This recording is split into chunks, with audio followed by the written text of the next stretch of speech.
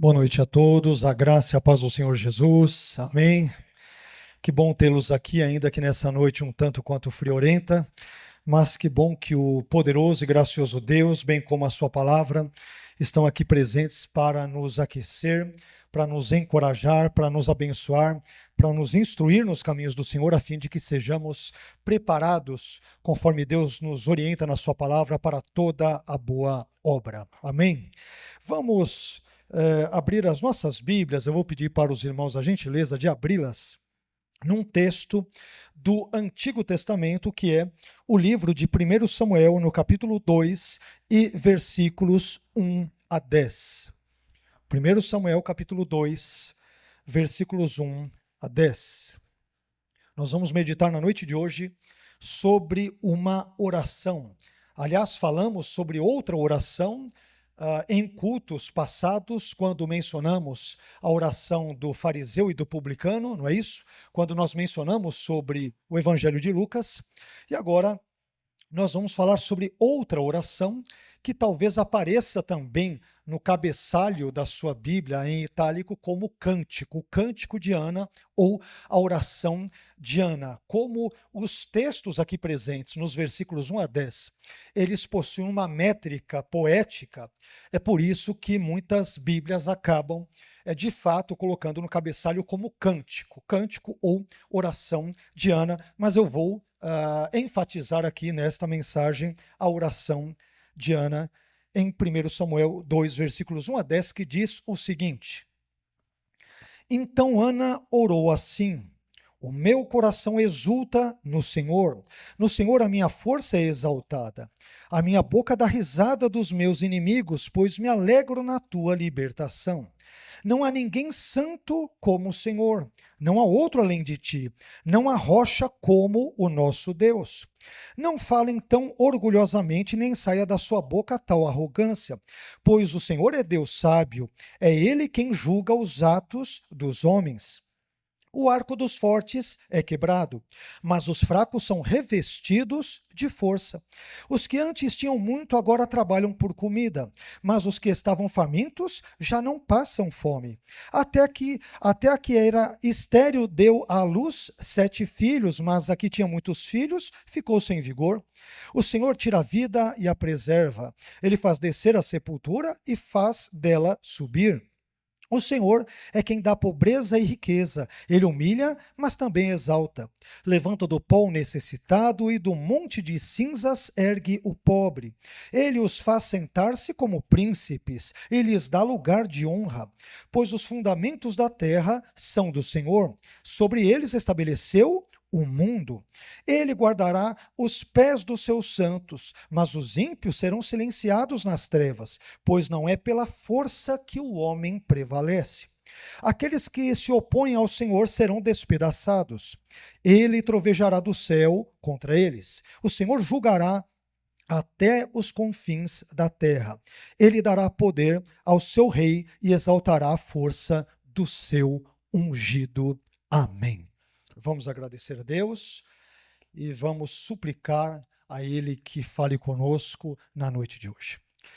Senhor, nós estamos aqui mais uma vez na Sua presença, nesse primeiro dia da semana, nesse domingo abençoado, neste culto com os nossos irmãos, e nós te agradecemos por este privilégio, te agradecemos por essa oportunidade tão rica, tão graciosa, tão generosa que o Senhor nos dá, a fim de que possamos não apenas ter vida terrena, mas possamos ter, acima de tudo, vida eterna em Cristo Jesus, teu Filho amado, mas também te agradecemos pela oportunidade que o Senhor nos dá, que o Senhor nos confere de nos reunirmos, de estarmos reunidos como um corpo, de modo que possamos adorá-lo, podemos cantar louvores a Ti, como fizemos agora há pouco, ouvir a Sua palavra, como fizemos também no início desse culto, a oração que oferecemos a Ti, assim como nós fazemos novamente neste momento.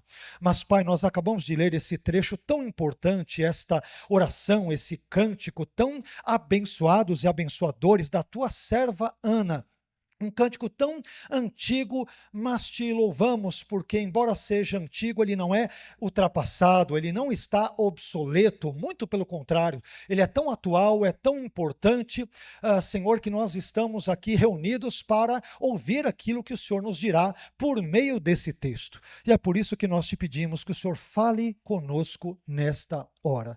Eu não sei dos sentimentos, não sei das aflições, não sei das angústias ou das eventuais dificuldades que os meus irmãos, que a sua igreja esteja porventura enfrentando, mas sei que o Senhor é poderoso para falar ao nosso coração.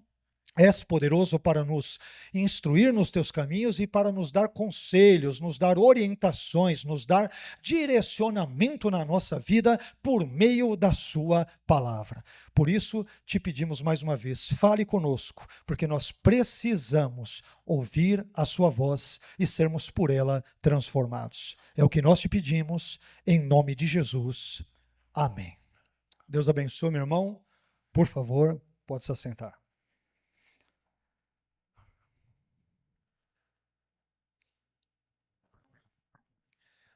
A Bíblia é riquíssima em termos de personagens, como nós muito bem sabemos, tanto masculinos quanto femininos, que por meio das suas vitórias, por meio das suas lutas, por que não dizer também às vezes por meio dos seus fracassos, por meio dos seus altos e baixos, nos legaram uma série de situações ou exemplos de relacionamento com Deus, de comunhão com Deus, de derrota, mas também de vitória.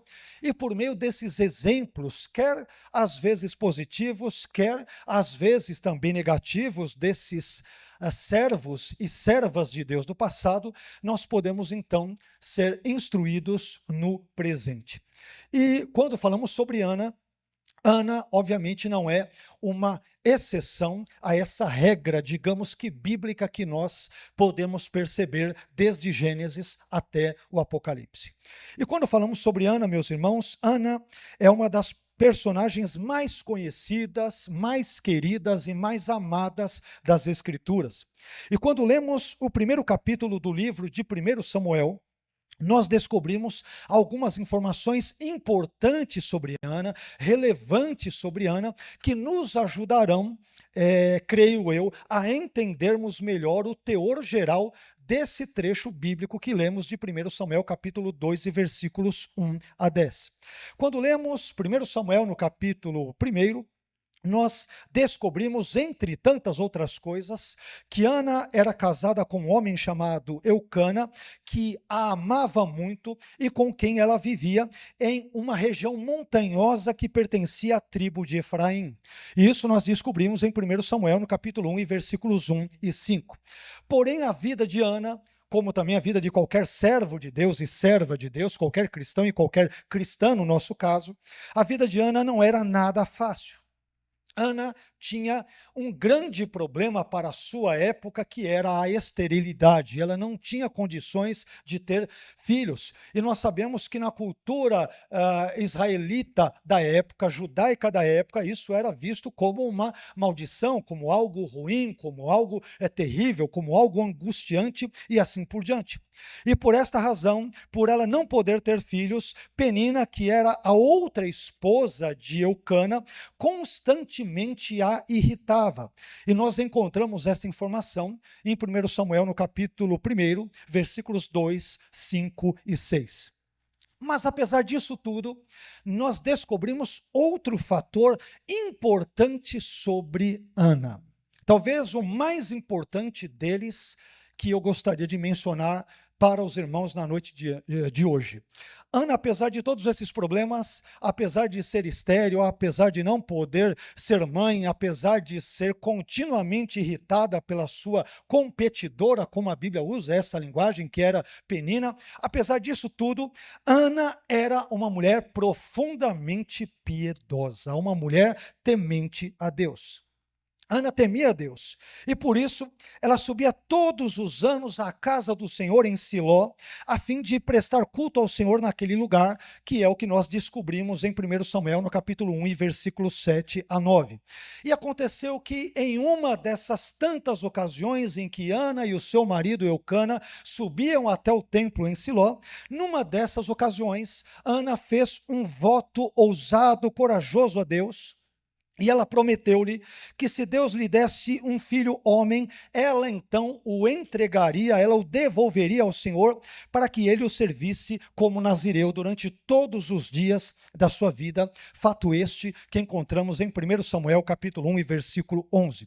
E para resumirmos de forma bem geral essa história, e para sermos mais breves nessa introdução, Deus finalmente atendeu a oração de Ana, as petições de Ana, o clamor de Ana, as súplicas de Ana.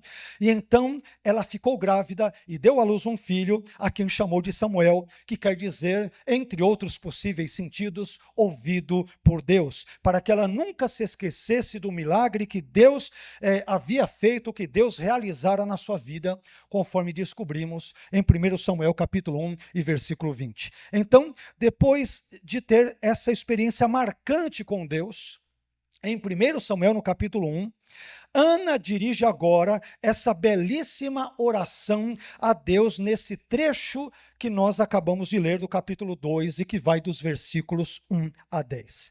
E diante dessas informações introdutórias, meus irmãos, eu gostaria então de falar com os irmãos na noite de hoje sobre esse tema que já é sugerido pela leitura, que é a oração de Ana. A oração de Ana, que será o tema da nossa reflexão na noite de hoje.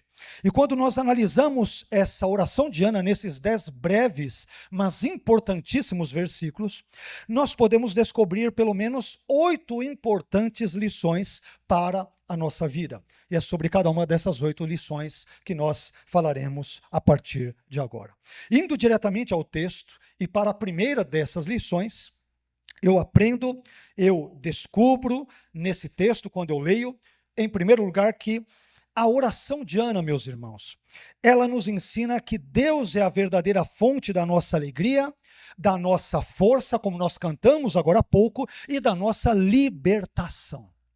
Deus é a verdadeira fonte da nossa alegria, da nossa força e da nossa libertação ou da nossa salvação.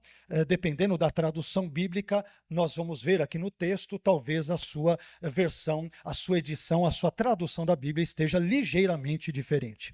Mas acompanhe comigo, por favor, o que diz o versículo 1, 1 Samuel 2:1, que diz: Então Ana orou assim: O meu coração exulta no Senhor. No Senhor a minha força é exaltada. A minha boca dá risada dos meus inimigos, pois me alegro na tua libertação. Os meus inimigos aqui, entenda-se Penina. Penina, que era a sua grande rival, a sua grande competidora, e ela ora a Deus agradecendo, porque aquela que tanto a irritava pelo fato dela não conseguir ter filhos, Deus abençoa tanto que ela pode agora então dar risada, ela pode sorrir, ela pode se alegrar diante de Deus, devido ao milagre que Deus fizera, que Deus realizara, que Deus executara na sua vida. Mas aqui, meus irmãos, como nós dissemos, nós aprendemos 3 coisas muito singelas, muito simples, mas muito, ao mesmo tempo, necessárias e muito profundas, muito importantes para a nossa vida. Aprendemos aqui 3 coisas. Primeira, a nossa alegria não vem das baladas, não vem do entretenimento mundano, não vem das festanças, não vem das noitadas e assim por diante. A nossa verdadeira alegria vem do Senhor que fez os céus e a terra e que tem a minha e a sua vida nas palmas das suas gloriosas e onipotentes mãos. Segunda, a nossa força, ela também não vem da nossa compleição física, não vem dos nossos exercícios físicos, não vem da nossa robustez e tampouco vem do nosso vigor físico. A nossa verdadeira força vem do Senhor. É o Senhor quem nos fortalece, quem nos dá graça para acordarmos cedo, para trabalharmos, para virmos a este culto como aqui fazemos nesse exato momento, para adorá-lo, para ouvir a sua voz, ouvir a sua palavra, sermos por ela tocados, abençoados, impactados, instruídos e assim por diante. E terceira, nós também aprendemos aqui que a nossa libertação não vem do braço do homem, não vem da força da carne, não vem da capacidade, da habilidade ou da técnica humana. A nossa verdadeira libertação ou salvação, enfim, vem do Senhor. Então perceba que Ana, ela não é apenas uma mulher temente a Deus, mas ela é uma teóloga, ela sabe quem é Deus. Se você perguntasse para ela, Ana, quem é Deus para você? Ela discorreria os atributos de Deus, as características de Deus, os traços de Deus, e ela diria, Deus é isso, é isso, é isso, é aquilo, Ele fez isso na minha vida. Ela é uma mulher que entende Deus, ela se relaciona com Deus, ela teme a Deus, e o que é melhor de tudo, ela sabe que todas as coisas boas que ela tem, não vêm dela mesma, mas vem de Deus, não vem do homem, mas vem do céu, do Deus Todo-Poderoso. Que coisa maravilhosa, né? Depois dessa experiência que ela teve da maternidade, a maternidade não fez bem a Ana apenas no sentido de se tornar mãe, mas fez bem a ela no sentido de ela nos legar, Deus por meio desse texto e através da sua serva Ana, nos legar uma passagem tão bela, tão tocante, tão poética e tão profunda como esse texto no qual nós estamos meditando na noite de hoje. Mas em segundo lugar, meus irmãos, ao ler esse texto e a continuidade do mesmo, eu também descubro que a oração de Ana nos ensina que Deus é incomparável. Aqui, é claro que Deus é incomparável em tudo, mas Ana nos cita dois elementos. A oração de Ana nos ensina que Deus é incomparável em santidade e em poder. Ele é incomparável. Incomparável. Perceba, como eu disse, que Ana é uma teóloga. Né? Ela fala sobre Deus, mas ela fala com contundência, ela fala com perspicácia, ela sabe do que ela está falando. Acompanhe comigo, por favor, o versículo 2. Não há ninguém santo como o Senhor, não há outro além de ti. E olha que belíssima metáfora ela usa no final. Não há rocha como o nosso Deus. Que texto lindo. Meus irmãos, quando nós olhamos para os deuses das outras religiões, nós percebemos que essas divindades estão longe de serem santas. Estão longe, na verdade, de se parecerem com Deus em quaisquer outros aspectos. Mas esses deuses adorados pelos pagãos, entre outras coisas, eles eram ambiciosos, eram briguentos, eram ciumentos, eram invejosos, eram irritadiços, eram mundanos, eram promíscuos e eram vingativos, entre outras e outras e outras tantas coisas que nós poderíamos aqui adicionar. Só para termos uma ideia do que eu estou falando, na antiga mitologia suméria, e mais particularmente num épico conhecido como épico de Gilgamesh, ou Gilgamesh, que foi o nome de um rei sumério que viveu por volta ali do ano 3000 a.C., nessa mitologia, um deus chamado Enlil, ele fica tão irritado com o constante barulho e com a frequente agitação da humanidade, ele deve ter ouvido algum funk naquela época, eu desconfio, que esse barulho todo, toda essa agitação, o impede de dormir, e por isso, como que Enlil pune os seres humanos, Enlil decide exterminar toda a raça humana através de um dilúvio. Essa é a versão suméria do dilúvio bíblico, por exemplo. Então ele está lá sossegado, está descansando, ouve uns barulhinhos, e ele fala, eu vou acabar com todo mundo, porque esse funk está terrível, eu vou ter que matar aqui a raça humana, vou ter que mandar um dilúvio, porque o negócio está feio demais. Mas, na mitologia grega, por outro lado, Zeus, que é o principal dos deuses do panteão grego, ele se casa com outra deusa chamada Hera com H, mas o relacionamento deles é marcado por várias infidelidades por parte de Zeus, e por conseguinte, por várias demonstrações de ciúmes por parte da sua esposa Hera. Isso faz com que o casamento de Zeus e Hera fosse regado a muitos conflitos, a muitas disputas, a muitas rivalidades e assim por diante. Então Zeus e Hera quebravam pau constantemente. Percebamos, portanto, que esses tipos de comportamentos mundanos, pecaminosos entre os deuses pagãos, eles podem ser encontrados e multiplicados aos montes, fartamente, em toda a literatura mitológica antiga, tanto do Antigo Oriente Próximo, como também no contexto grego, no contexto romano e assim sucessivamente. Mas, preste bem atenção, o Deus de Ana é diferente dos deuses pagãos. E é por isso que Ana diz em plenos pulmões: não há ninguém santo como o Senhor, porque não há outro além de ti. Os deuses pagãos, os deuses sumérios, os deuses egípcios, os deuses romanos, os deuses gregos, para não dizer de outras culturas e religiões, mais uma vez, eles tinham essas picuinhas, esses pecados, tinha uma característica muito mundana, muito humanizada, mas Deus é santo, Ele é absolutamente incomparável, diz a nossa querida irmã, nesse aspecto da nossa fé em Deus, Ana, essa teóloga importante do passado. Mas além disso, meus irmãos, o Deus de Ana não é apenas incomparável em santidade, ele também é incomparável em poder. Ele não é apenas sumamente santo, perfeitamente santo, absolutamente santo, incomparavelmente santo. Ele não é apenas isto. Isto é evidente que ele é, mas ele é muito mais. Ele também é incomparável em poder. Percebam que na sequência do versículo, Ana diz que não há rocha como o nosso Deus. Eu sempre gostei desse trecho, aliás, o Cântico de Ana é um dos meus cânticos, aqui a oração de Ana, como queira, é um dos meus trechos prediletos aqui da Bíblia no Antigo Testamento, mas eu sempre gostei dessa maneira como Ana vê a Deus. Como alguém que é santo sem igual, alguém que é uma rocha. Olha que interessante.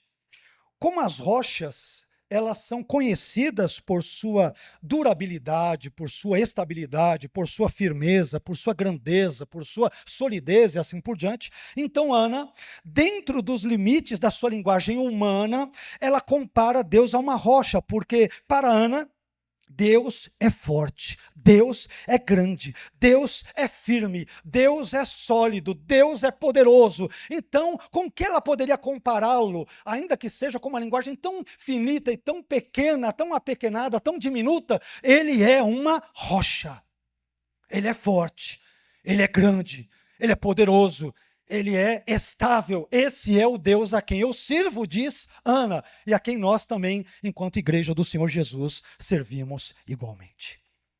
Então, meus irmãos, observem que essa oração de Ana é muito importante porque ela nos revela coisas importantes sobre Deus. Traços importantes sobre Deus, características muito relevantes para que nós conheçamos a Deus da melhor maneira possível, aliás, de uma maneira absolutamente bíblica. Mas isso faz com que avancemos um pouco mais e, em terceiro lugar, descobramos o seguinte. Em terceiro lugar, a oração de Ana nos ensina que Deus é onisciente e que, portanto, Ele conhece as ações humanas e as julga corretamente. Aqui é um raciocínio teológico maravilhoso. Então veja bem, para Ana, Deus é onisciente, Ele conhece todas as coisas, e calma que eu já vou explicar isso nesse texto já na sequência. Então, como Deus conhece todas as coisas, raciocina Ana, então Ele também conhece as ações humanas. E por isso, Ele haverá de julgar os homens, e na verdade já os julga. E porque Ele conhece todas as coisas, o juízo dele é perfeito, é absoluto, é pleno, não há mácula, não há parcialidade, não há nenhum tipo de defeito em Deus, porque só Ele, por conhecer todas as coisas, pode julgá-las a todas elas de uma forma absolutamente correta e sem defeito nenhum. Olha a profundidade do pensamento dela. Vamos ver isso, versículo 3. 1 Samuel 3:3. Não falem tão orgulhosamente, mais uma vez, é uma indireta para Penina, ela tem em mente aqui Penina, que era aquela que a irritava constantemente. Não falem tão orgulhosamente, nem saia da sua boca tal arrogância. Por que, Ana? Pois o Senhor é Deus sábio. É Ele quem julga os atos dos homens. Aqui, antes de qualquer coisa, meus irmãos, eu devo dar uma brevíssima explicação para os irmãos a respeito de uma expressão que se encontra nesse texto. A expressão Deus sábio, ou Deus de sabedoria, ou Deus de conhecimento, a sua Bíblia deve trazer algo mais ou menos parecido com isso, né? Que aparece aí. Ela vem de uma expressãozinha hebraica, que é a expressão Eldeot. Eldeot, ao pé da letra, quer dizer Deus de conhecimentos, ou Deus de sabedorias, porque o termo aqui, ele aparece como um complemento do nome divino, ele aparece no plural em hebraico, ele não aparece no singular. As nossas Bíblias trazem o singular, Deus sábio, porque senão não combinaria gramaticalmente, né? Deus sábios não teria cabimento. Ou Deus conhecimentos, não. Mas o hebraico diz literalmente, Deus de conhecimentos. Deus de conhecimentos. Olha onde vai o pensamento de Ana. Deus não apenas, observe que Deus não apenas tem um conhecimento, mas o conhecimento de Deus aqui é descrito como sendo plural, é um conhecimento plural. Mas por quê? O conhecimento de Deus aparece aqui na forma plural. Porque o conhecimento de Deus, meus irmãos, diferentemente do nosso conhecimento humano, que é pequeno, que é diminuto, que é ínfimo, que não é nada, o conhecimento de Deus é exaustivo, é infinito, ele é todo abrangente, ele é plural, ele é superlativo, ele é vasto. Deus conhece absolutamente tudo e todas as coisas. Ele conhece aquilo que nós chamamos, por exemplo, numa linguagem humana, de tempo tridimensional, como passado, como presente, como futuro, até as situações hipotéticas que poderiam ocorrer, dado uma conjuntura X de eventos. Deus conhece absolutamente tudo. E é por isso que ele é chamado em hebraico de Eldeot, Deus de conhecimentos. O conhecimento dele extrapola, é grande, é superlativo. Por quê? Porque o Deus que detém tais conhecimentos, ele é igualmente grande, maravilhoso, eterno, infinito e assim por diante. E é por isso que Hebreus 4,13, em consonância com o pensamento de Ana nesse texto, Hebreus 4,13, é por isso que o texto de Hebreus vai dizer o seguinte: e não há criatura alguma encoberta diante dele, isto é, de Deus. Antes, todas as coisas estão nuas e patentes aos olhos daquele com quem temos de tratar. É um eco, digamos, em termos temáticos, daquilo que Ana diz nesse cântico, nessa oração. Aliás, existe um pensamento popular, muito singelo, mas muito profundo, que diz o seguinte: qualquer pessoa pode contar as sementes de uma maçã, mas somente Deus pode contar a quantidade de maçãs que brotarão de uma única só semente. E da mesma forma, meu irmão, somente um Deus que conhece perfeitamente as ações e intenções humanas é que pode julgar o ser humano de forma correta, de forma justa e de forma imparcial. E esse é o Deus de Ana, e esse é o Deus dessa igreja, é o Deus em quem eu e você cremos, um Deus onisciente, porque nada se furta, nada foge, nada se oculta, nada se esconde do seu olhar, visto que ele conhece absolutamente todas as coisas, pessoas, eventos, circunstâncias e assim sucessivamente. Você está percebendo que o Deus de Ana não é um Deus pequeno? Não é um Deus criado à imagem e semelhança humana, mas é um Deus que extrapola, é um Deus que está além, é um Deus todo-poderoso. O Deus de Ana é um Deus grandioso. E é o Deus a quem você e eu também servimos. Mas isso nos leva a um quarto item, um quarto ensino, muito importante, esse quarto ensino, como todos os demais, é claro. Mas o quarto ensino que eu aprendo nesse texto, meus irmãos, é o seguinte: em quarto lugar, a oração de Ana nos ensina que Deus pode causar verdadeiras reviravoltas na vida humana. Não sei se você já percebeu isso. Não sei se você percebe atualmente isto. Talvez nesse exato momento em que essas palavras aqui estão sendo ditas, ou nesta semana que você passou. Mas Deus, ele pode causar, e causa efetivamente, muitas e verdadeiras reviravoltas na vida humana. Você está de um jeito, você pensa, vai piorar. Deus vem do nada e melhora. Às vezes pode ser o contrário, você pensa, vai melhorar, e a situação vem e piora. Não é isso?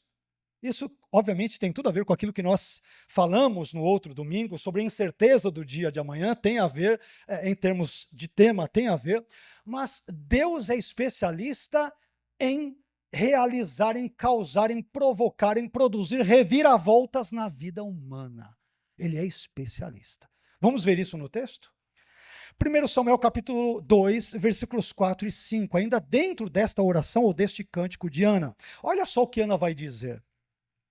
O arco dos fortes é quebrado, mas os fracos são revestidos de força. Olha a reviravolta. Versículo 5. Os que antes tinham muito eram ricos, agora trabalham por comida. Mas os que estavam famintos já não passam fome. Que reviravolta. E olha a maior de todas as reviravoltas na vida dela, que é importante para ela. Veja aqui.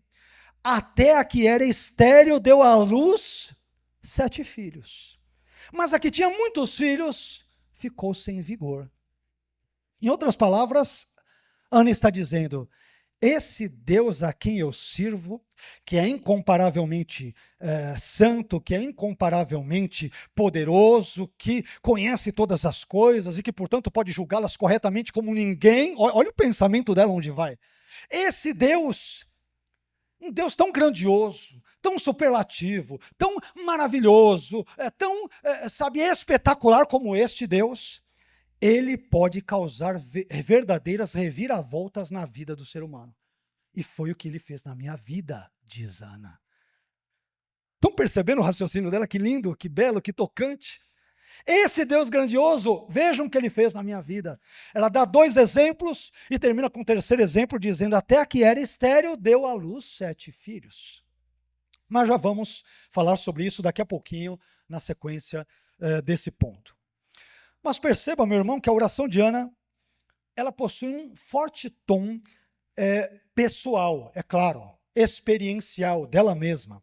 Ao orar a Deus, Ana menciona as reviravoltas que, vez por outra, acontecem na vida humana, e ela exemplifica tais reviravoltas, como acabamos de ler no texto, com 2 exemplos extraídos do cotidiano. E ela termina com um 3º exemplo, que é o exemplo dela mesma, com uma ligeira modificação que a gente já vai explicar. Primeiro, Ana menciona as reviravoltas que ocorrem entre os fortes e os fracos. Nem sempre os fortes ficam fortes para sempre. Nem sempre os fracos ficam também sem vigor para sempre. Chega um momento que as coisas podem mudar. Ana diz no versículo 4 que o arco dos fortes, cadê? É quebrado. Mas os fracos? Mas os fracos são revestidos de força. Deus muda as situações. Deus muda os tempos, Deus muda as circunstâncias. As coisas mudam. Olha a reviravolta que Deus produz na vida das pessoas. Depois, Ana cita as reviravoltas que acontecem entre os ricos e os pobres. Os que têm um pouco mais de condições financeiras e aqueles que têm menos. Ana diz no versículo 5 que, abre aspas, os que antes tinham muito, agora trabalham por comida. Que situação. Tinham muito, agora eles têm que ralar para pelo menos ter o que comer. Mudou. Mas o contrário também é verdadeiro. Mas os que estavam famintos já não passam fome, as coisas mudam. As coisas mudam. Não existe um fatalismo, não existe uma situação kármica, como, por exemplo, ocorre na Índia, com todas aquelas questões que envolvem as castas. Então você nasceu pobre, você vai ter que morrer pobre, nasceu rico, vai morrer rico e tal. Não, esse pode ser o Deus do contexto do hinduísmo e assim por diante, mas o Deus da Bíblia, ele interfere na história, ele interfere na vida humana, ele interfere na vida de justos, na vida de ímpios. Ele é um Deus soberano e todo-poderoso e ele tem a minha e a sua vida nas mãos dele. Esse é o Deus de Ana e é o Deus da minha vida e da sua vida também. Mas por fim, Ana conclui essa parte da sua oração com a sua própria experiência pessoal. Ela cita os altos e baixos, as reviravoltas da vida, das quais ela acaba também tendo ali a sua participação, ela também experimenta isso. E aí, Ana fala sobre as reviravoltas que aconteceram no meio da sua vida, ao se referir à sua própria experiência, dizendo que até a que era estéril deu à luz 7 filhos. Aqui, meus irmãos, a expressão 7 filhos ela pode parecer para os estudiosos da Bíblia um tanto quanto problemática, né? Os estudiosos da Bíblia vira e mexe e procuram pelo em ovo e tudo para querer ver algum eventual erro na Bíblia, erro que a Bíblia não tem, evidentemente, mas essas pessoas, teólogos liberais e outros, frequentemente buscam tais erros nas Escrituras. Então, como que nós podemos entender essa expressão de Ana, até a que era estéril, deu à luz 7 filhos? Ela está se referindo, evidentemente, a ela própria, a sua própria experiência de primeiro ser estéril, de primeiro não poder ter filhos, mas depois poder tê-los.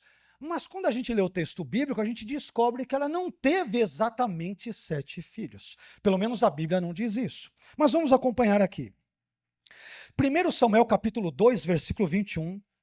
Quando nós lemos esse texto, nós encontramos escrito o seguinte, 1 Samuel 2, 21, no mesmo capítulo, na continuidade do capítulo sobre o qual estamos pregando. Nós encontramos escrito o seguinte: visitou, pois, o Senhor a Ana e concebeu, e teve 3 filhos e 2 filhas. Ok? 3 filhos e 2 filhas. 3 mais 2, 5. E o jovem Samuel crescia diante do Senhor. Isso é tudo quanto o texto bíblico diz.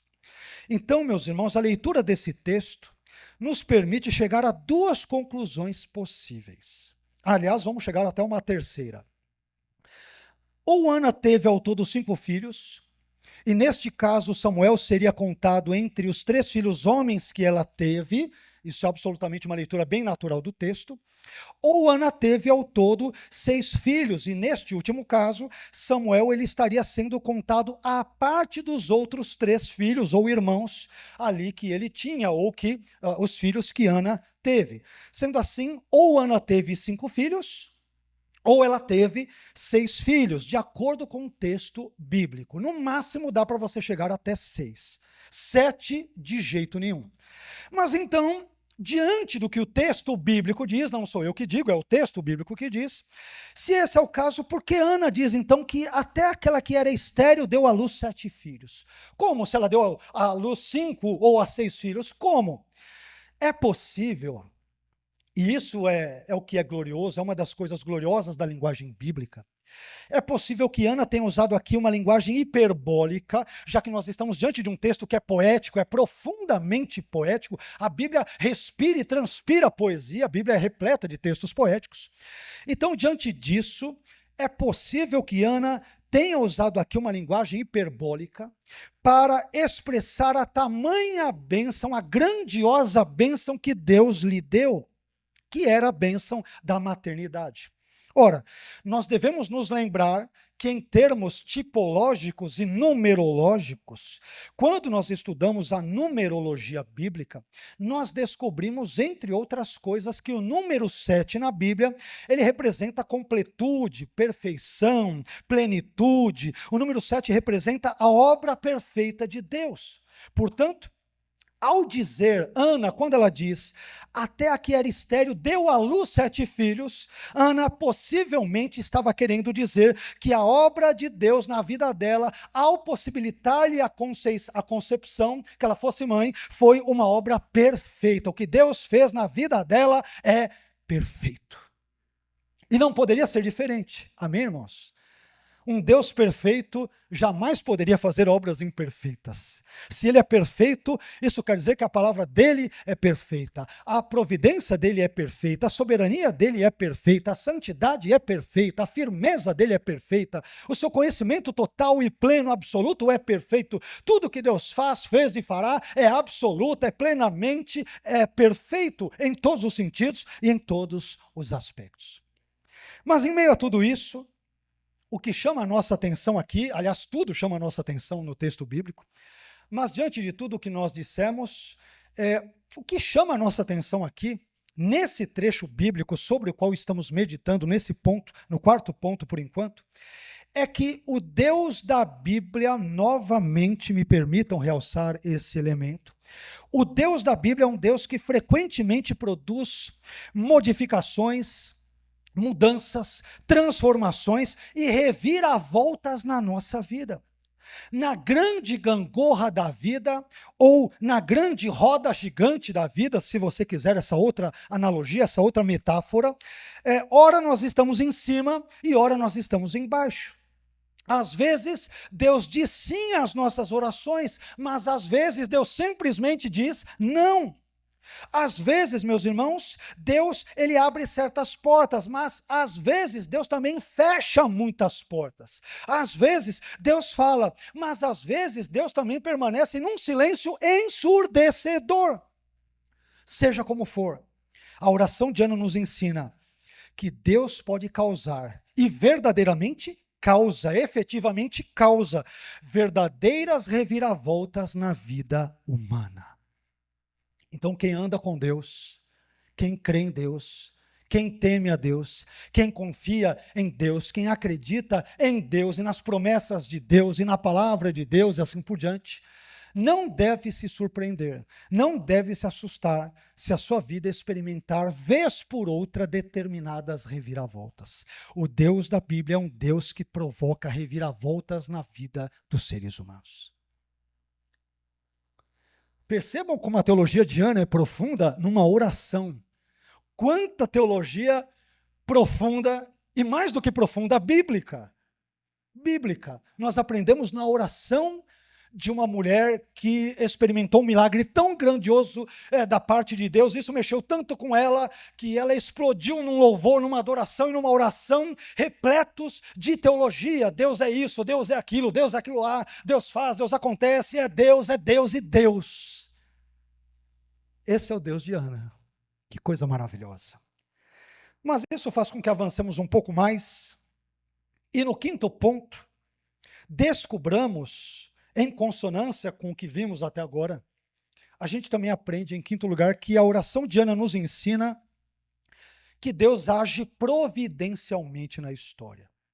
Isso já ficou bem claro na leitura desse texto.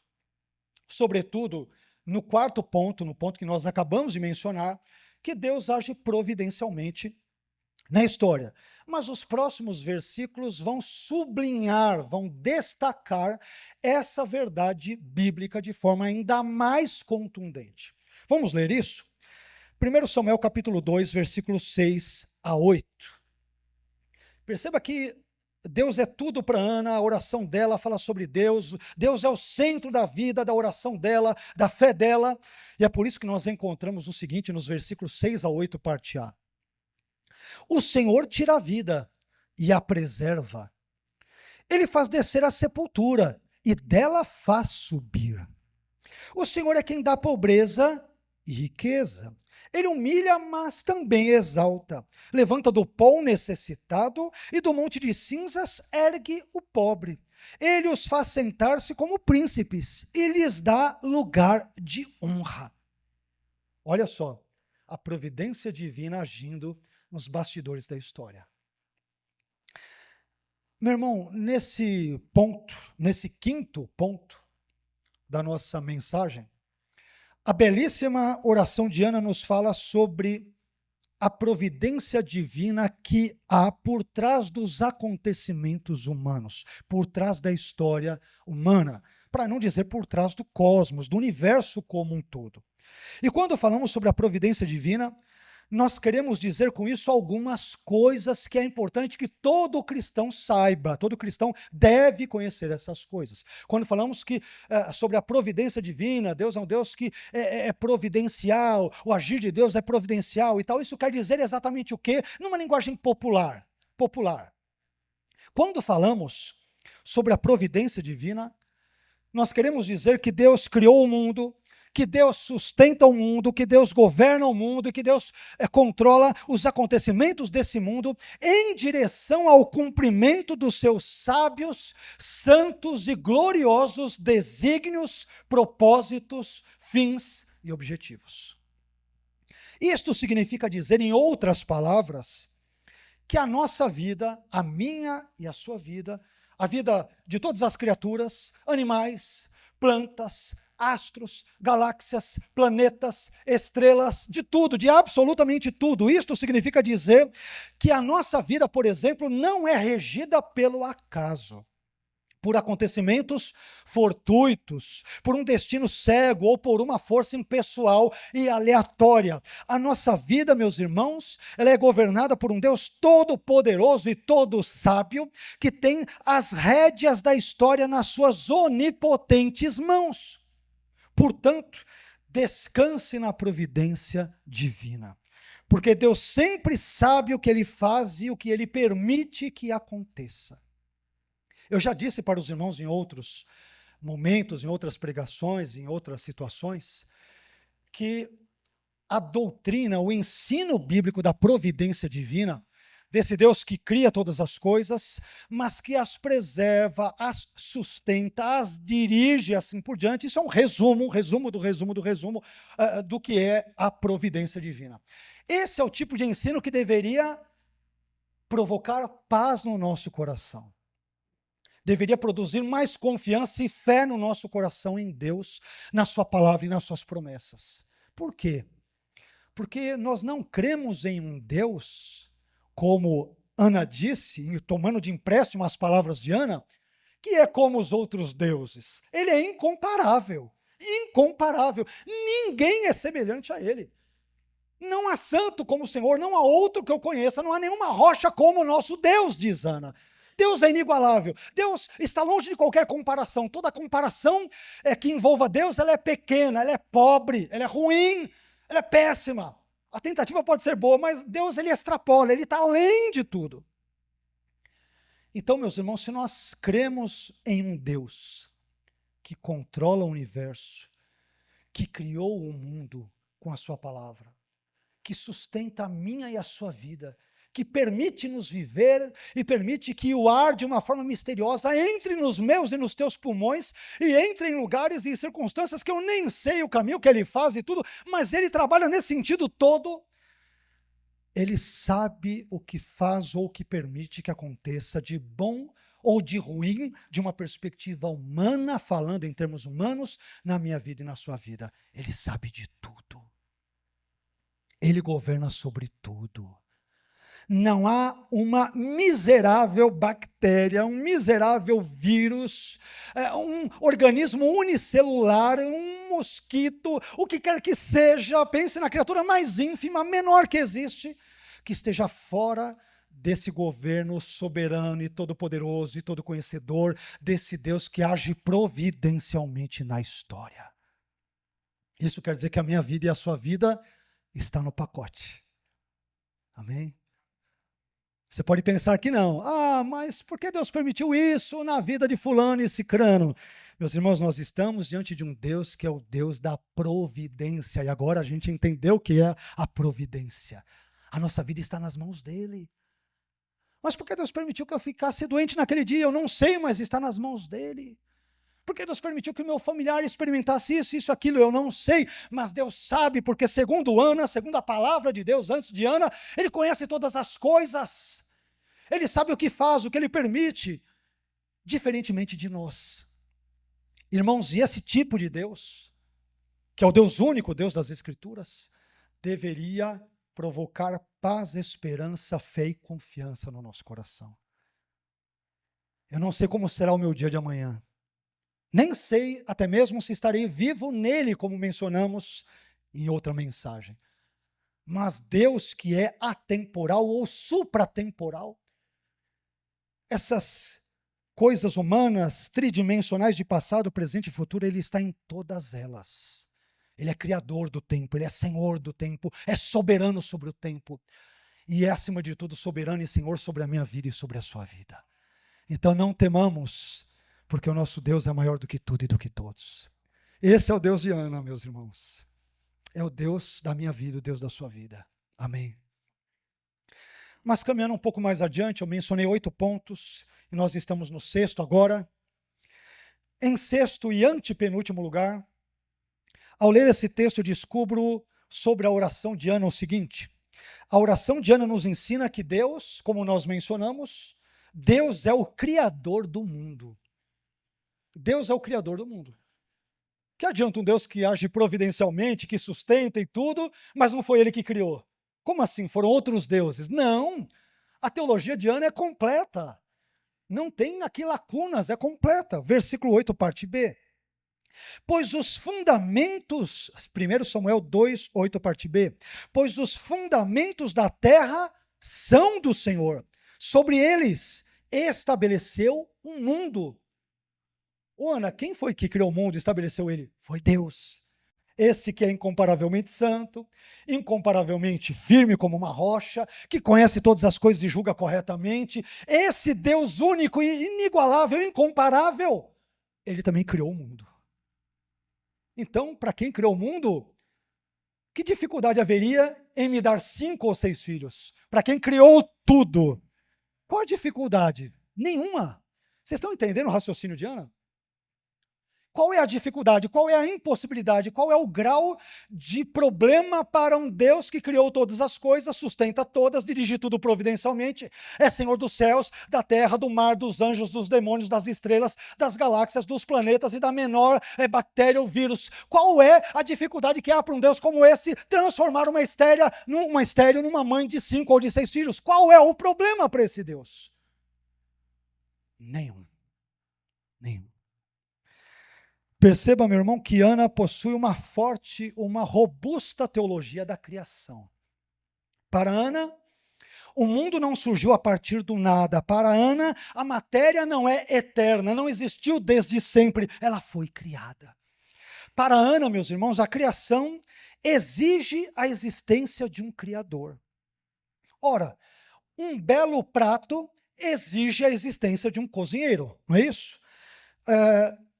Sendo assim, se um belo prato exige a existência de um cozinheiro, se uma bela construção exige a existência de um construtor, de um arquiteto, de um engenheiro, e se uma bela pintura exige a existência de um pintor, então a existência da criação também exige a existência anterior de um Criador por trás dela, e esse Criador é o Deus de Ana, é o Senhor que fez os céus e a terra, e que é incomparável, e que não há ninguém que se assemelhe a Ele. É por isso que Ana vai dizer, os fundamentos da terra são do Senhor. E mais, ela vai dizer que foi sobre eles que Deus estabeleceu um mundo.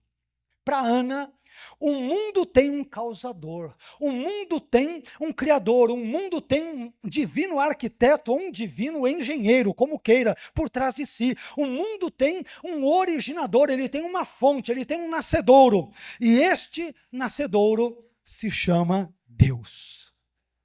Esse é o Deus de Ana. Quanta coisa nós aprendemos na oração de uma mulher piedosa e temente a Deus. Quanta coisa linda, quanta coisa bela, quanto alento, quanto conforto, quanta esperança, quanta bênção, quanto ensino, quanta doutrina, quanto Deus a gente aprende na oração de uma mulher que aprendeu a amar a Deus e se relacionar com Ele e ter comunhão com esse Deus. Mas em sétimo e penúltimo lugar, meus irmãos, eu também aprendo, em sétimo lugar, que a oração de Ana nos ensina que Deus lida com 2 tipos de pessoas no mundo: santos e ímpios. Santos e ímpios. Não tem uma terceira opção. Já falamos, aliás, algumas vezes sobre isso, aqui, inclusive, desse púlpito. Não existe uma terceira categoria. Né? Isso pode acontecer com pizzas, como eu já disse em outros momentos. Né? Eu não quero só mussarela, não quero só, sei lá, calabresa, me vê mais uma portuguesa. Então você escolhe um terceiro sabor, dependendo do lugar, e assim por diante.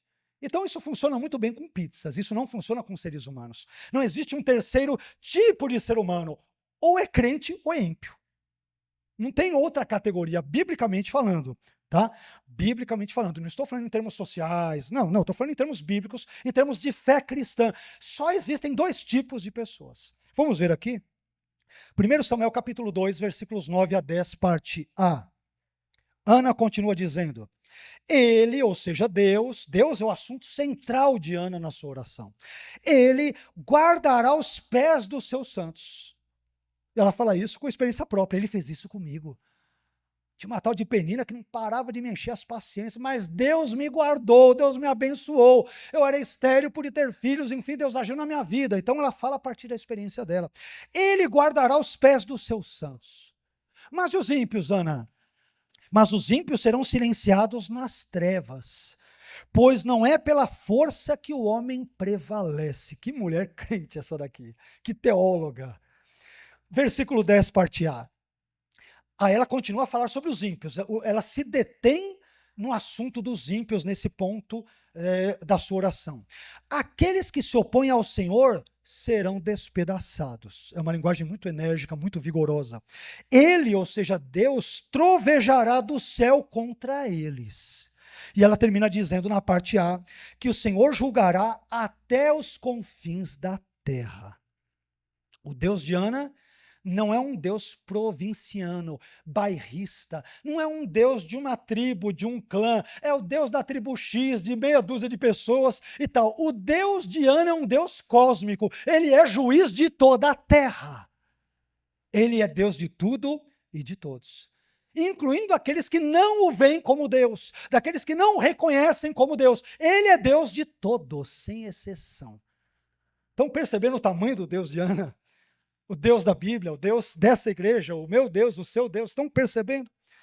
Meus irmãos, do ponto de vista da fé cristã, como eu disse para os irmãos, eu já mencionei isso em várias outras situações, existem apenas duas categorias, duas classes ou dois tipos de pessoas no mundo: santos e ímpios, crentes e incrédulos, justos e injustos, pecadores regenerados e pecadores não regenerados, salvos e perdidos.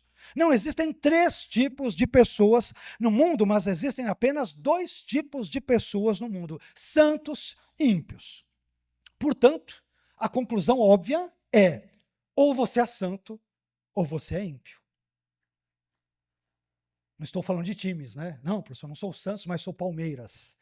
Ou sou Corinthians, ou sou alguma coisa do gênero. Não, não estamos falando de times. Estamos falando de fé. Meu irmão, ou você é santo, ou ímpio. Não, mas eu lido com Deus de uma forma diferente. Ok, mas Jesus é o teu Senhor? Não, ok, você é ímpio. Não, mas essa palavra é muito forte. Esses são os termos de Deus. Você é ímpio. Não, mas de vez em quando, sabe como é que eu participo, mas quem é Jesus para você? Não, mas quem é Deus para você? Não, você é ímpio ou ímpia. Não tem outra conversa, não tem outro termo, não tem um escape, não tem um plano B, não tem um alçapão para você entrar ali e refugiar. Ou é crente ou é incrédulo, não tem outra opção. E aqui, meus irmãos, o tema do juízo divino, que nós já vimos no terceiro ponto da mensagem de hoje, ele é retomado com força por Ana. Ana se preocupa muito com o tema do juízo, especialmente de um Deus que é justo. E cá entre nós, esse não é um tema com o qual nós nos preocupamos também? Ou não é? O sujeito vai... Quem é que não ficou indignado dias atrás com aquele caso que estarreceu, que chocou nós brasileiros e que foi notícia, inclusive, internacionalmente falando, do garoto de 14 anos que pegou o revólver do seu pai, que era CAC, e que matou com ele, com um tiro na cabeça, o pai, a mãe, o irmãozinho de 3 anos, em conluio com a namoradinha, entre aspas, virtual, de 15 anos no Mato Grosso. E vai ficar preso 3 anos, preso não pode dizer, vai ficar apreendido, vamos usar os eufemismos, né? Não, ele vai ficar apreendido 3 anos. Tirou a vida do pai, da mãe, do irmãozinho, 3 anos e depois sabe-se Deus o que ele vai fazer. Quando nós assistimos isso, eu creio que não acontece só comigo, mas com você também, aquele senso de indignação e de justiça vem forte no coração.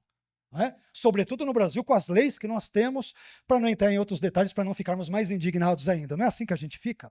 Pois é, Ana também se preocupa com a justiça. Esse também é um tema importante para Ana. Então, o tema do juízo divino, que nós já mencionamos no terceiro ponto dessa mensagem, ele é retomado por Ana aqui. Então, por um lado, Ana diz no versículo 9 que Deus guardará os pés dos seus santos. Deus age na vida dos crentes. Amém, meu irmão? Acredite nisso. Deus age na vida do seu povo, ele age na nossa vida. Mas, por outro lado, Ana diz que os ímpios serão silenciados nas trevas. E depois, no versículo 10, parte A, Ana parece falar sobre o juízo divino escatológico, futuro, vindouro.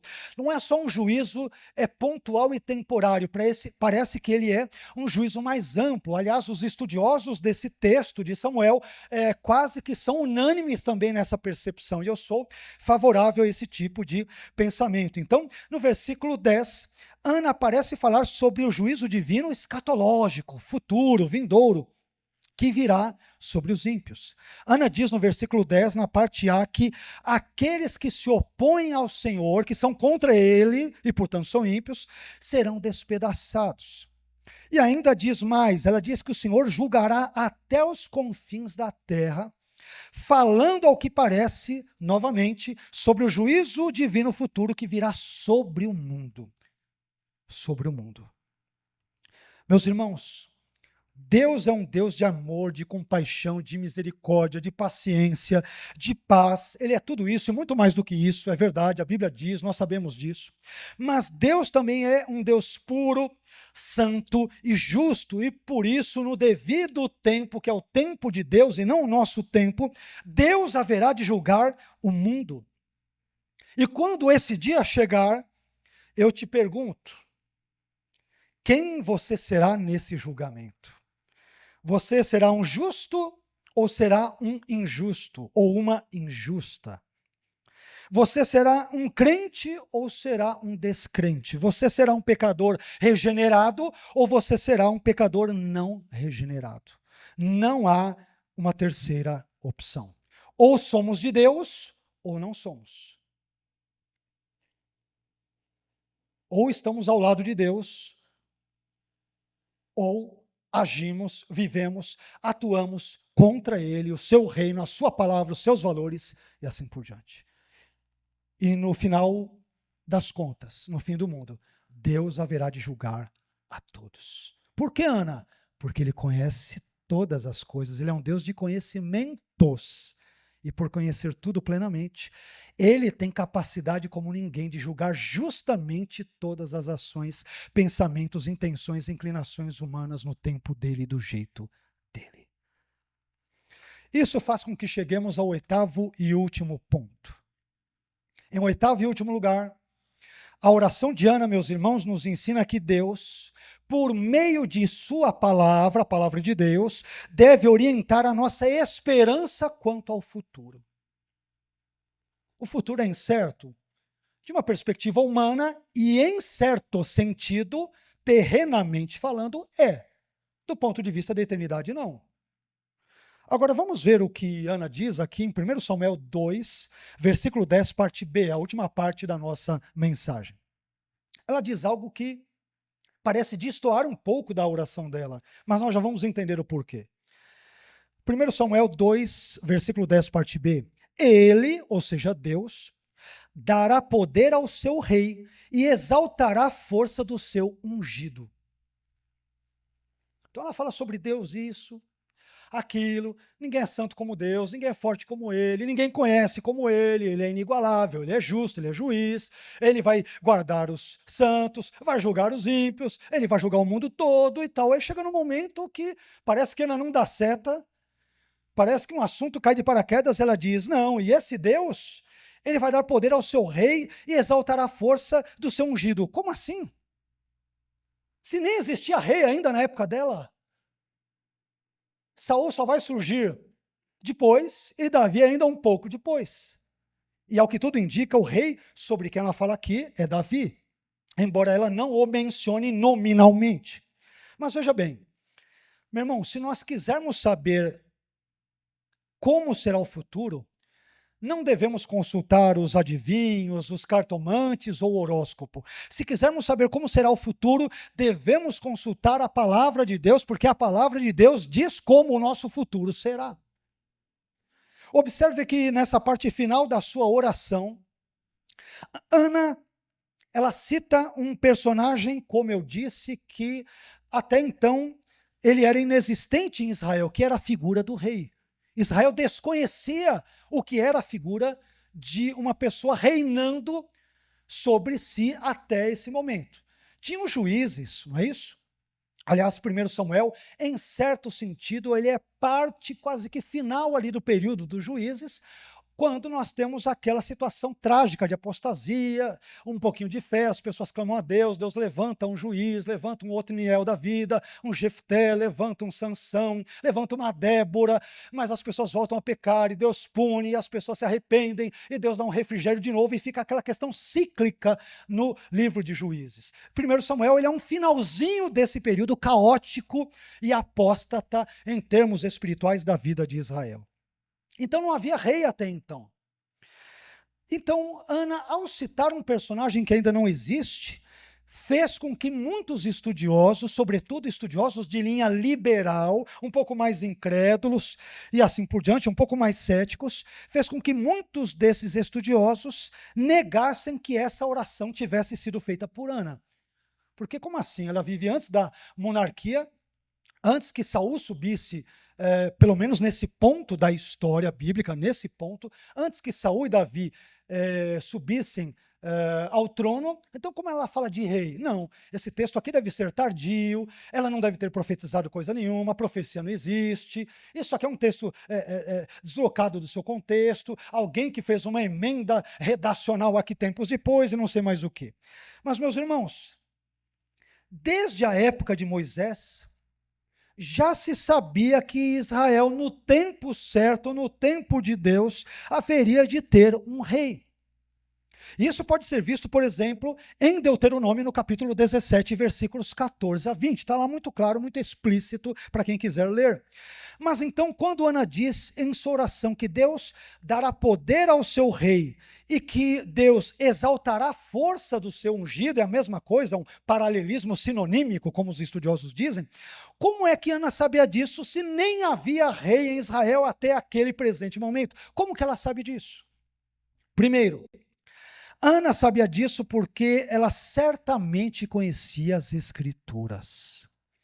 Ana certamente conhecia textos como Deuteronômio 17, versículos 14 a 20. Ela era uma mulher de Deus, uma mulher piedosa, ela conhecia as Escrituras. E segundo, Ana sabia disso, que um rei viria sobre Israel, possivelmente na sua época, porque Deus também possivelmente deve ter lhe dado discernimento a respeito desse futuro rei de Israel, que haveria de surgir em breve e que seria, como sabemos, Davi. É claro que antes de Davi tem Saul, mas o rei que Deus vai escolher de fato depois é Davi. Portanto, esse trecho da oração de Ana nos ensina que nós cristãos precisamos de duas coisas na vida, entre outras já citadas nessa pregação. Nós precisamos de duas coisas na vida. Primeiro, nós precisamos conhecer a palavra de Deus como Ana a conhecia. E segundo, nós precisamos ter discernimento espiritual, para discernirmos o tempo em que nós vivemos, a situação ou situações em que nós vivemos e assim por diante. E que Deus nos dê essas ferramentas em nome de Jesus. Amém? Eu gostaria de concluir essa mensagem extraindo 3 lições práticas para a nossa vida, as quais eu creio que já ficaram bem claras, mas é importante aqui enfatizá-las. Primeira lição: a oração de Ana nos ensina que a oração é uma parte importantíssima da vida cristã. Por isso, um cristão que não ora é uma farsa, é uma fraude, é uma propaganda enganosa, onde já se viu crermos em um Deus com quem nós não conversamos, com quem não dialogamos, com quem não falamos, a quem nós não nos dirigimos. Então, se somos cristãos que não oramos, somos uma fraude. Segunda lição: a oração de Ana nos ensina também que Deus deve ser o assunto central das nossas orações, para não dizer da nossa vida, não é isso?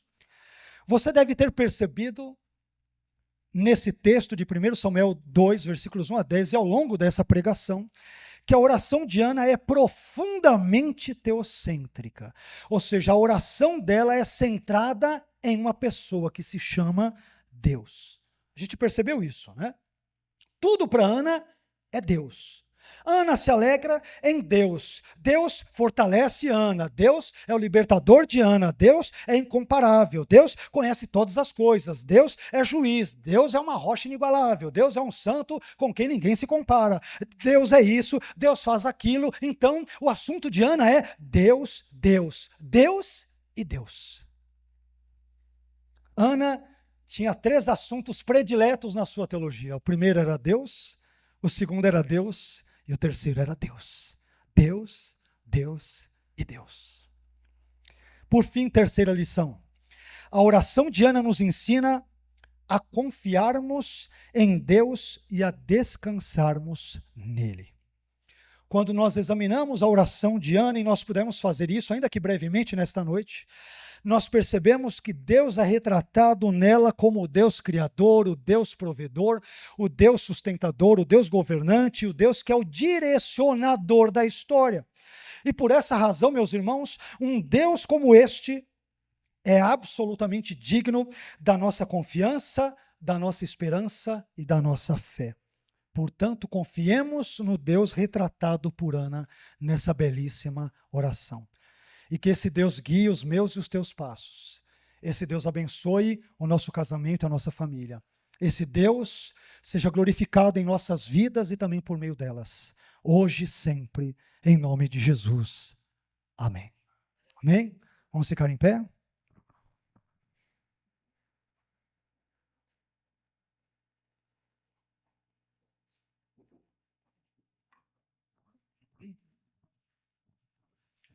Esse texto nos ensinou muitas coisas hoje, e eu oro a Deus para que esses ensinamentos estejam guardados no meu e no seu coração. Ana foi uma mulher de Deus que falava muito com Deus e experimentou a ação divina, a ação providencial divina na sua vida. Irmãos, confiemos em Deus. Amém? Eu não sei como será a minha vida, reiterando um tema que nós tratamos já antes, daqui a alguns segundos, daqui a minutos, daqui a horas, dias, meses, semanas e anos, se é que eu viverei até lá, se é que. Mas eu sei que se eu estiver firme em Jesus, pela graça dele, se eu crer no Senhor, se eu buscar me deleitar nele e na palavra dele, eu serei abençoado. Não serei imune aos problemas desta vida. Não serei blindado contra as adversidades desta existência terrena. Mas eu sei que o Deus da providência estará dirigindo os meus passos, os meus caminhos, o meu casamento, a minha família e a minha vida também. Amém? Confie nesse Deus, meu irmão. Confie nesse Deus. A palavra dele é verdadeira. As promessas dele são eficazes, são verazes. Deus não mente. Ele não é homem para que minta, não é filho do homem para que se arrependa. Se ele disse algo, ele cumprirá esse algo que ele disse. Confiemos nele e na palavra dele. Amém? Vamos orar? Pai, eu quero te agradecer por esse texto tão maravilhoso da sua palavra. Que passagem maravilhosa, Senhor, esta que o Senhor permitiu que a tua serva Ana ali ofertasse diante de ti como uma oração, com características de um cântico, com métricas de um cântico. E nós, Senhor, milênios depois disso, somos hoje aqui abençoados por meio da oração dessa mulher de Deus, essa mulher piedosa, esta serva tua que te adorava e que te servia e que ia constantemente ao templo, apesar de todos os problemas que ela enfrentava na vida. Obrigado, Senhor, pelo exemplo de Ana, porque nós aprendemos com o exemplo dela a não servirmos ao Senhor por interesse. Ana te servia a despeito das bênçãos que o Senhor lhe dera ou lhe negara. Ela sempre estava no templo buscando ao Senhor.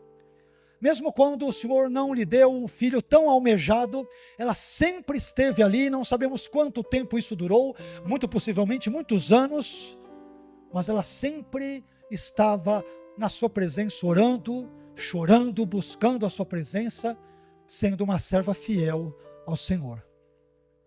Até que o Senhor, em um determinado momento, de forma generosa e graciosa, decidiu atender os pedidos e orações constantes da sua filha. Porque o Senhor é um Deus que efetivamente responde orações, no seu tempo, do seu jeito, da sua forma, e evidentemente se assim o Senhor quiser, porque o Senhor é um Deus soberano, o Senhor não deve nada a ninguém, mas nós devemos tudo a Ti. A nossa vida é obra das Suas mãos, e nós Te louvamos, Pai, porque cremos no Senhor, assim como o Senhor foi retratado belamente, corretamente, na oração da sua serva Ana. Tu és o Criador de todas as coisas. Tu és um Deus de conhecimentos, porque conheces todas as coisas. O Senhor é incomparavelmente santo, incomparavelmente forte, poderoso. Tu és como uma rocha, não há nenhuma outra rocha como o Senhor. A nossa força vem de Ti. A nossa alegria vem de Ti. A nossa libertação, como cantou a sua serva Ana, também vem de Ti. Todas as coisas boas, toda boa dádiva, todo dom perfeito, como teu servo Tiago nos lembra, tudo isso vem de Ti, do Pai das luzes, descendo do Senhor, do Pai das luzes, em quem não há mudança nem sombra de variação. Tudo é do Senhor, pelo Senhor e para o Senhor. A nossa vida é Tua. Nosso casamento é Teu. Nossa família também é Sua, está nas Tuas mãos. Nosso trabalho, nossos sonhos, nossas aspirações, os nossos planos, o nosso ontem, o nosso hoje, o nosso amanhã, se lá estivermos, o nosso daqui a pouco, se o Senhor quiser e permitir que ali estejamos, tudo isso é obra Sua, ó Deus Todo-Poderoso, que um dia haverá de julgar o mundo como nós aprendemos. Então, Senhor, essa sede e fome de justiça que temos, ela haverá um dia de ser satisfeita, de um jeito ou de outro, de uma forma ou de outra. Essa nossa indignação contra o mal, contra as injustiças que são tantas e tão flagrantes, debaixo dos nossos narizes, dos nossos olhos, todos os dias, Senhor, um dia o Senhor haverá de fazer justiça e justiça plena sobre todo este mundo. E nós Te louvamos, porque o Seu agir providencial abrange tudo e todos. O Senhor não apenas criou o universo, mas o Senhor também o mantém. O Senhor também o preserva, o Senhor também o sustenta, o Senhor também governa sobre ele, o Senhor também o dirige, a fim de que no seu tempo, Senhor, que é perfeito, que é correto, que é absoluto, no seu tempo, todas as coisas venham cumprir os seus desígnios e os seus propósitos. Muito obrigado por tudo, Senhor. Obrigado pela tua serva, Ana. Obrigado por esta oração belíssima que o Senhor permitiu para que estivesse aqui registrado na sua palavra. E para que hoje pudéssemos meditar nesse texto e pudéssemos ser por ele abençoados. Te louvamos, Senhor. Fique conosco e nos abençoe hoje e sempre, em nome de Jesus. Amém.